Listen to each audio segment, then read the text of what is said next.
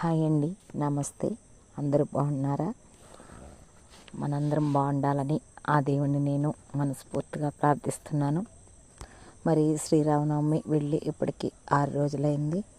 అలా ఆ శ్రీరాముణ్ణి ఒక శ్రీరామనవమి అప్పుడే కాదు, ఈ 16 రోజుల వరకు కాదు, ఎప్పుడు కీర్తించుకోవచ్చండి. ఎప్పుడు రామ అనే శబ్దము మన నోటి నిండా ఉచ్చరించుతామో అశ్వమేధ యాగాలు చేసినంత ఫలితం. అందుకోసం మనం ఏ పని చేసుకుంటున్నా రామ రామ అని నామం జపించుకోవచ్చు, పాటలు పాడుకోవచ్చు, జానపదాలు పాడుకోవచ్చు. కీర్తనలే పాడాలని కాదండి, రామదాసు వారు పాడిన కీర్తనలు మరి అందరికీ నోరు తిరగపోవచ్చు. కొన్ని జానపద గీతాలు, మామూలు పాటలు అవి ఇవి కాకుండా రాని వాళ్ళు నామం ఉచ్చరించవచ్చు. మరి ఈరోజు శ్రీరామక్షేత్రాలన్నింటిలోనూ మిట్ట మధ్యాహ్నం మిడసర లగ్నంలో అభిజిత్ లగ్నంలో నవమి రోజు కళ్యాణం జరుపుకుంటే, ఈరోజు పౌర్ణమి ముందు రోజు ఒంటిమిట్ట శ్రీరామాలయంలో ఒంటిమిట్టలో రాత్రిపూట పున్నమి వెలుగుల చంద్రుణ్ణి చూస్తూ ఆరుబయట కళ్యాణం జరిపిస్తారు. అది ఎందుకనేది నేను చెబుతున్నాను. శ్రీరామచంద్రుడికి చంద్రుడు అంటే మహా ఇష్టం. చిన్నప్పుడు కూడా నాకు ఆ చంద్రుడు కావాలని మారాన్ చేస్తే అద్దంలో ఆ చంద్రుడిని చూపించారట శ్రీరామచంద్రుడికి. అప్పటి నుంచి చంద్రుడు అంటే విపరీతమైన వాత్సల్యం శ్రీరామచంద్రుడికి. మరి ఆ రోజు నవమి రోజు ఆ శ్రీరామచంద్రుని కళ్యాణ మహోత్సవము పట్టపగలు చేసుకుంటారు కాబట్టి ఆ కళ్యాణాన్ని చంద్రుడు చూడలేకపోయాడు, చాలా దుఃఖించాడు. అది శ్రీరామచంద్రుడు తెలుసుకొని 3 వరాలు చంద్రుడికి ఇచ్చాడు. అది ఏమిటంటే, ఒకటి, ఈ చంద్రుడు అనే పేరు నా పేరు పక్కన పెట్టుకుంటాను అని ఒక వరం ఇచ్చాడు. అప్పటి నుంచి శ్రీరామచంద్రుడిగా లోకానికి తెలిసాడు. రెండోది,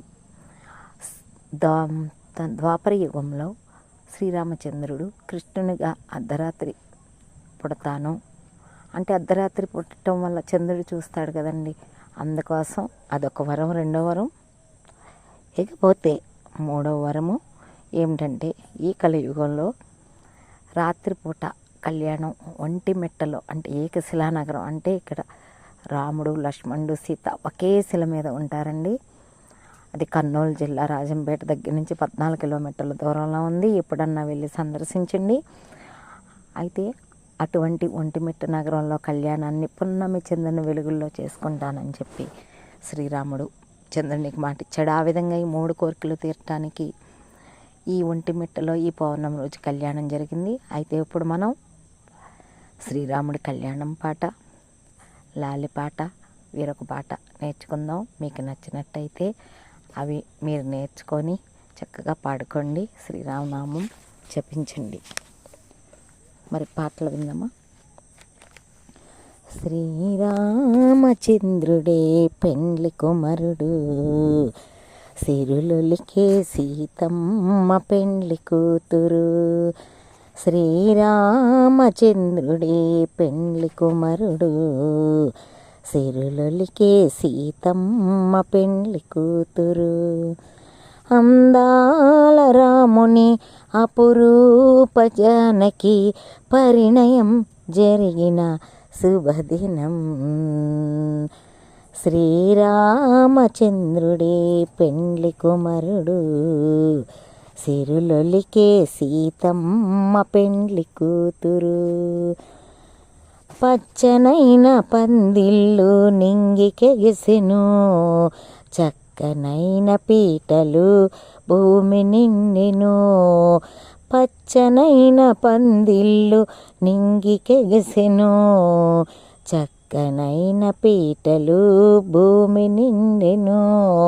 సన్నాయి మ్రోగెను, కోకిలలు పాడెను, సంతోష జలదిలో మునిగెను. కనివిని ఎరుగని పరిణయం. శ్రీరామచంద్రుడే పెండ్లి కుమారుడు, సిరులొలికే సీతమ్మ పెండ్లి కూతురు.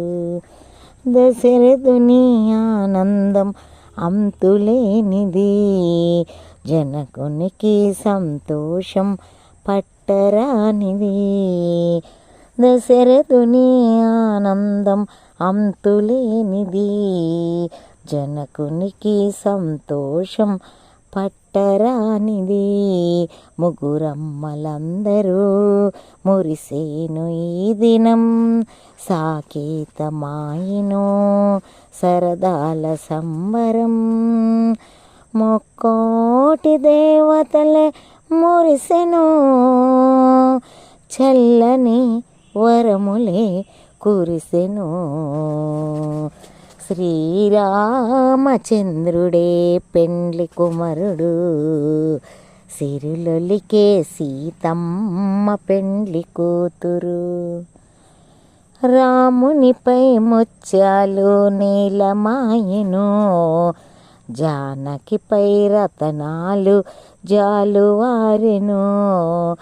రామునిపై ముత్యాలు నీలమాయెను, జానకిపై రతనాలు జాలువారెను.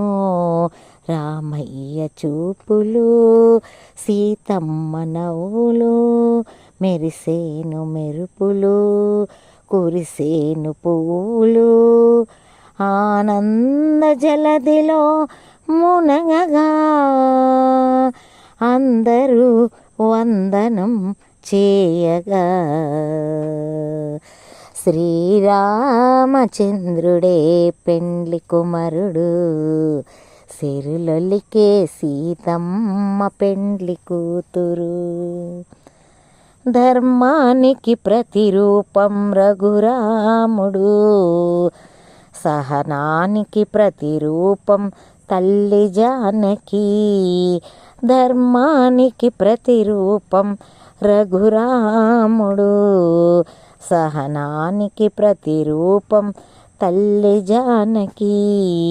ఆదర్శ దంపతి లోకాల సంపతి, ఇక్ష్వాకు సన్నిధి ఆపదలో పెన్నిది. ఆదర్శ దంపతులకు హారతి, రాముని నామమే మనగతి. శ్రీరామచంద్రుడే పెండ్లి కుమరుడు, సిరులొలికే సీతమ్మ పెండ్లి కూతురు.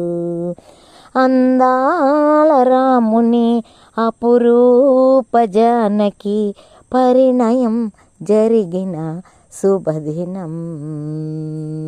శ్రీరామచంద్రుడే పెండ్లి కుమరుడు, సిరులొలికే సీతమ్మ పెండ్లి కూతురు.